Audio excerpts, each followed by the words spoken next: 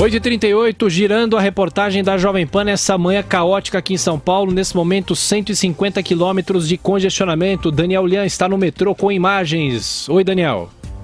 É isso mesmo, Tiago. Nós falamos neste momento aqui da estação Paraíso do metrô. É um entroncamento. Aqui também tem a linha verde do metrô e principalmente a linha azul, uma linha importante que liga as regiões sul e norte. E depois há também a possibilidade de baldeação com a linha vermelha para a zona leste e também oeste da capital paulista. No entanto, por enquanto, os usuários aqui estão conseguindo utilizar o metrô normalmente. É claro que muitas pessoas ressaltam que os vagões estão até alguns mais cheios do que usualmente. Nós conversamos aí, até perguntamos o nome das pessoas e falamos aí sobre a situação de momento aqui para as pessoas chegarem ao trabalho. Agito. Sua profissão? Sou analista de sistemas. E como é que foi chegar ao trabalho hoje? De que região da cidade o senhor veio? Como é que foi essa trajetória? Bom, venho de Jundiaí, de fretado, né, até o Sumaré, e foi super tranquilo. Eu peguei um metrô aqui na Clínicas, que a gente ficou sabendo que estava funcionando. Então foi rápido, assim, eu achei que ia estar bastante trânsito, mas o caminho que o ônibus fez, chegada a São Paulo, foi bem tranquilo. E o metrô tá bem vazio, né, agora, tá cedo ainda, né, então tá, pelo horário que a gente costuma vir, então bem mais cheio, mas essa linha aqui ainda é tranquila, perto da Zona Leste. Aqui foi rápido. Qual o seu nome? Ricardo. E a sua profissão? Contador. Como é que foi aí para chegar aqui no trabalho? Pra mim até que foi tranquilo, eu vim de trem, né, trem da CPTM, então tava tranquilo. Tá até mais vazio que dias normais. O senhor veio de onde até a Estação Paraíso? Eu vim de Ferraz de Vasconcelos até a Estação Paraíso. Não tava tumulto? Não, sem tumulto nenhum, tranquilo até. Pois é, aí a situação, algumas pessoas dizendo que a movimentação está até um pouco abaixo do normal, não é a mesma movimentação. Usualmente nas linhas mais concorridas, aí sim, há realmente um tumulto um pouco maior, onde os vagões ficam um pouco mais cheios. Mas, por enquanto, aqui na linha azul, as pessoas conseguem chegar normalmente ao trabalho. Agora, em relação aos ônibus, o que nós podemos observar aqui na Domingos de Moraes, Rua Bergueiro, também Bernardino de Campos, ainda sem ônibus por aqui, Tiago. Muito bem, agora a informação é com o Fernando Martins. Tiago Muniz, você, Tiago. Joseval, a situação no Terminal Parque Dom Pedro II é a mesma desde o começo da manhã. Por aqui ainda não passa ônibus de concessionários, ônibus normais que fazem aí a maior parte da frota dos veículos que passam pelo terminal. Apenas os ônibus das permissionárias, as antigas lotações, passam, mas elas são em número muito menor, fazem menos linhas. Portanto, muito vazio o terminal, muito menos pessoas do que de costume nós temos por aqui. E repetindo, nós também tivemos a presença de viações clandestinas, ônibus sem qualquer identificação, fazendo o serviço que hoje não é prestado. Os ônibus deveriam ter retornado a partir das 8 da manhã, 8h41. Não há nada por aqui das empresas concessionárias, Joseval. Ok, obrigado. Bom, está conosco o secretário estadual dos Transportes, Clodoaldo Pelicione. Secretário, bom dia. Bom dia a vocês, bom dia a todos os ouvintes.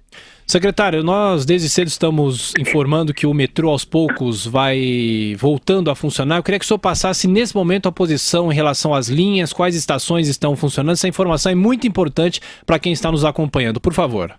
Em primeiro lugar, as estações da CPTM, todas funcionando normalmente, com exceção daquelas que têm integração com o metrô. O metrô, infelizmente, os funcionários não seguiram a liminar que determinava ontem. A justiça determinou que os funcionários funcionassem 100% nas horas de pico e 70% nos demais horários, 70%. Isso não foi seguido.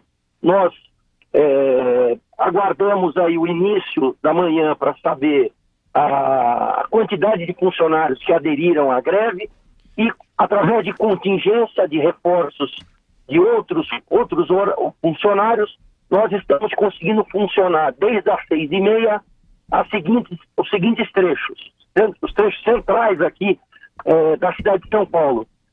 Da linha 1, da Ana Rosa até a Luz. Linha 2, de Ana Rosa até Clínicas. Linha 3, Marechal Deodoro até a estação Bresser-Moca. Linha 4 funcionando normalmente porque a operação é privada. A linha 5, as 7 estações estão funcionando, de Adolfo Pinheiro até Capão Redondo. E nós reabrimos a estação Corinthians-Itaquera, tivemos condição de fazê-lo. Então, aos poucos, nós estamos aí falando, aproveitar a oportunidade de dizer para os metroviários que ainda vão iniciar os seus horários de trabalho, para que eles venham trabalhar. Que nós vamos ter que seguir a liminar, nós vamos ter que descontar o dia, nós acreditamos que o protesto dele já foi feito, ou seja, já temos aí a marca do protesto dele contra a reforma da Previdência, a reforma trabalhista, que eles possam voltar para que a gente possa, à tarde, reabrir todas as estações de metrô. Secretário, bom dia. Marco Antônio Villa, secretário. Eu queria perguntar para o senhor isso que o senhor disse há minutos atrás, ou seja, tinha sido feito um acordo, foi descumprido esse acordo. Que providência jurídica vai ser tomada pela secretaria? Olha, nós ontem, a partir do momento que tivemos informação, propaganda que haveria a greve, nós ingressamos com uma liminar na Justiça, Sim, pedindo que o mínimo fosse cumprido, porque é um serviço essencial. Como a Constituição diz, serviços essenciais não podem ser totalmente parados.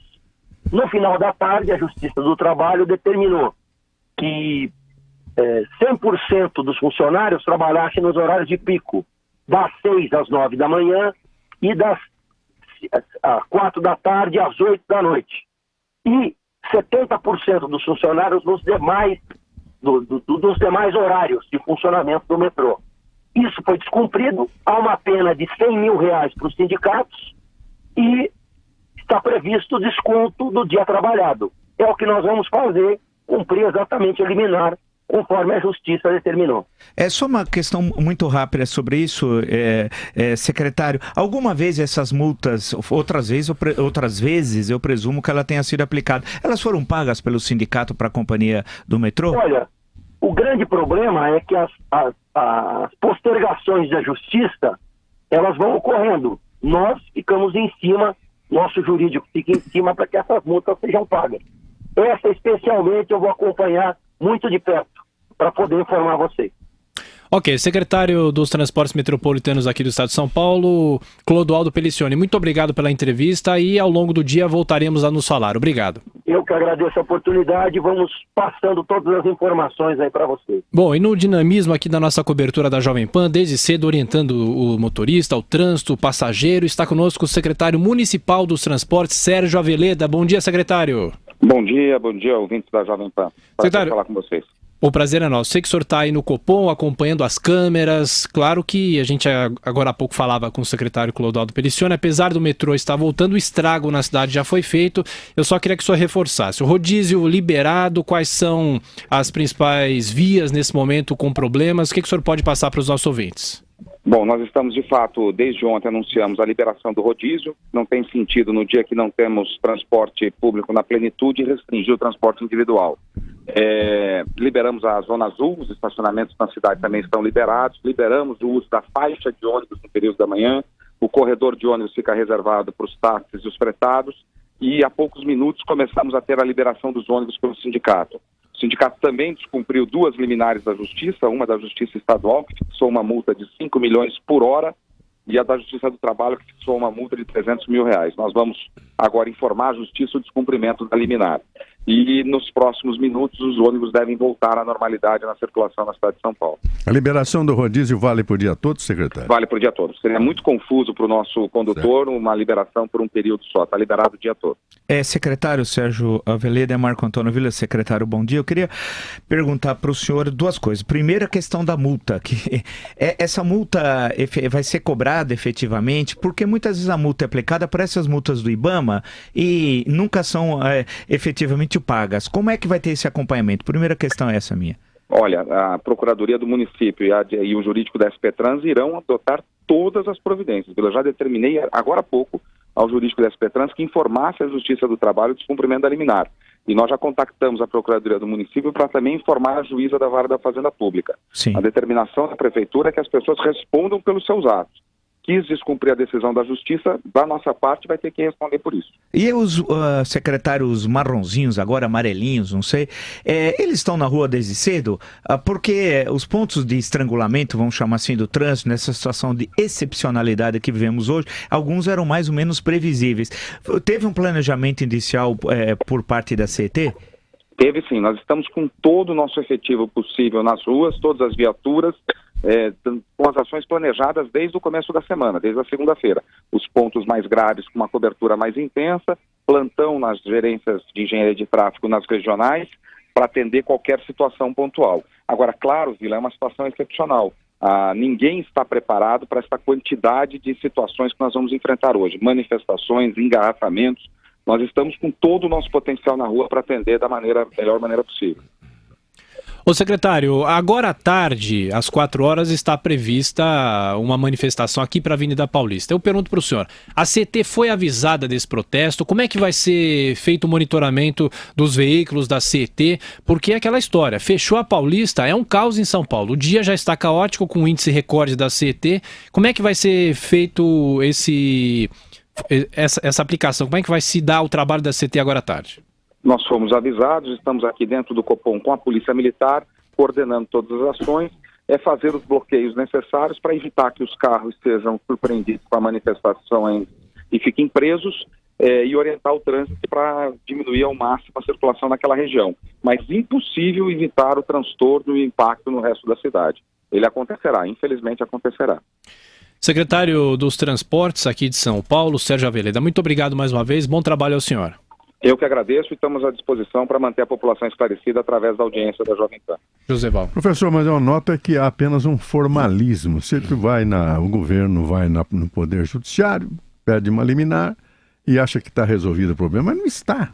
Não está, A população sofreu, o drama aconteceu, quer dizer, não é uma condição de prever tudo isso, impedir tudo isso. Quer dizer, isso é histórico, não é? Sempre acontece isso. E nós ficamos na liminar. Então parece que assim, é isso. Quer dizer, a gente faz um cumprimento formal, cumprir tabela, como a gente usando a linguagem do futebol. Uma liminar, problema é do juiz. Problema é do juiz. Aí o juiz vai, tá, essa multa, eu quero ver as multas, no caso. Quero ver quando elas vão ser pagas, dificilmente serão pagas. Pode registrar, é mais fácil parecer o Papai Noel. Né? Coelhinho da Páscoa, não vai, ou despolir o Rio Tietê, mais fácil despolir o Rio Tietê do que eles pagarem essas multas e tal, não vão pagar coisa alguma. E o que chama atenção, é importante para o nosso ouvinte saber o transtorno, especialmente para o trabalhador de baixa renda, aquele que vai ter dia de trabalho descontado, ou a loucura que gastou mais hoje para poder se deslocar. Nós entrevistamos vários, né, nossos repórteres e tal, as pessoas desesperadas, querendo ir trabalhar, saber que quem fez tudo isso é Lula e seus asseclas. Quer dizer, esse sofrimento que você teve tem um responsável. E o responsável é um criminoso. É um bandido, um cafajeste que mora em São Bernardo do Campo, que usa as entidades, os tais, entre aspas, movimentos sociais, para trazer esse trono. Se ele quiser se manifestar, vai no domingo. Mas ele é vagabundo, ele nunca trabalhou e ele quer prejudicar a vida de todos os trabalhadores. Bom, 8 horas e 52 minutos, conversamos com os dois secretários, Transportes Metropolitanos do Estado e também o secretário de Transportes de São Paulo. A CT registra 153 quilômetros de congestionamento e outras capitais do país também com protestos. A rede Jovem Pan estacionada, o giro da nossa reportagem por todo o Brasil. Salvador amanhece com paralisações por conta da reforma da Previdência organizada pela Central Única de Trabalhadores. Em dia de greve geral, Curitiba amanhece sem ônibus, com confusão no trânsito e muito protesto. Manifestação de professores marca o 15 de março em Goiânia. Em Pernambuco, manifestação contra a reforma da Previdência, hoje. Esse giro da nossa reportagem, só lembrando, muita gente falando sobre Salvador, Recife, os ônibus não saíram das garagens, tem protestos de professores também por todas essas capitais. Aqui em São Paulo, protesto em frente à Universidade de São Paulo e em relação também a outras cidades do interior aqui de São Paulo, como Bauru, por exemplo, tem protestos de ônibus, protestos de caminhoneiros, protestos de professores também. Professor Mas Vila. É muito restrita a participação. O importante é o seguinte, que muitas vezes é apresentada uma proporção de movimentos como esse muito maior do que na realidade ocorreu. Numa estrada de acesso a São Paulo, numa dessas vias, Raposo Tavares, entre outras, a Regis, você coloca 20, 30 pessoas e pronto. E para. E fica a fila de 10 a fila de 10, hoje 15, na Dutra tinha um senhor que ele colocou como se fosse um travesseiro no chão e deitou. Um senhor deitou na Dutra. Um manifestante. Então, nós estamos sendo muito condescendentes com isso. O direito à manifestação não é isso. Não é isso que está escrito na Constituição, mas aí os nossos governantes é que precisam ter coragem e cumprir o que determina a Constituição. Você tem de ter um plano para situações emergenciais. Sabia-se que ocorre isso? Que as vias de acesso a São Paulo seriam ocupadas por 20, 10, 30 pessoas ou por um. E quer trazer esse transtorno. Poxa, a região metropolitana de São Paulo, quantos habitantes tem? Imagina, se somar tudo, o quê? 20, por aí, em torno disso, né? Somar São Paulo, Guarulhos, todos São Bernardo, São Caetano, são mais de 30 municípios, não sei, 36, alguma coisa assim, né?